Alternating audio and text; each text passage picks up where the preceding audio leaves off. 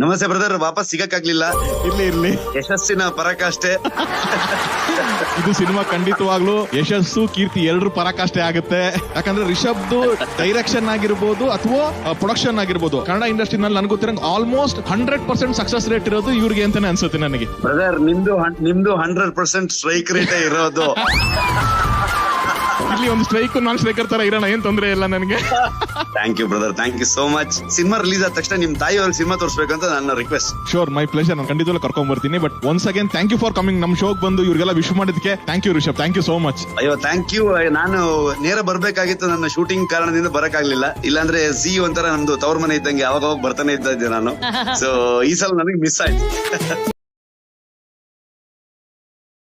ನೀವು ಯಾವೂರವರು? ಯಾವೂರವರು? ಬೆಳ್ತಂಗಡಿ. ಓಹೋ, ಧರ್ಮಸ್ಥಳ. ಮೊನ್ನೆ ಅಲ್ಲೇ ಬಂದ ಸ್ವಾಮಿ, ನಾವು ಬಂದಿದ್ದು ಬೆಳ್ತಂಗಡಿಗೆ. ಬರಕಿಲ್ವಾ ನಮ್ಮ ಮನೆಗೆ? ಬರಕಿಲ್ವಾ ನಮ್ಮ ಮನೆಗೆ? ನಿಮ್ಮಂತವ್ರು ನಮ್ಮ ಮನೆಗೆ ಬರ್ಬೇಕು.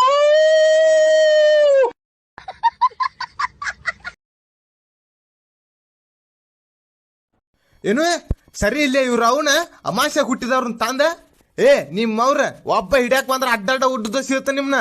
ಟಕಳ, ನೀ ಸುಮ್ ಕುಂದ್ರಕ ನಿಂಗೂ ಬೀಳ್ತಾವ ನೋಡ. ಏನ ನಿಮ್ಗೇನ್ ಗೊತ್ತೋ ಇವ್ನ ಎಗ್ರಾಸ್ ಅಂಗಡಿ.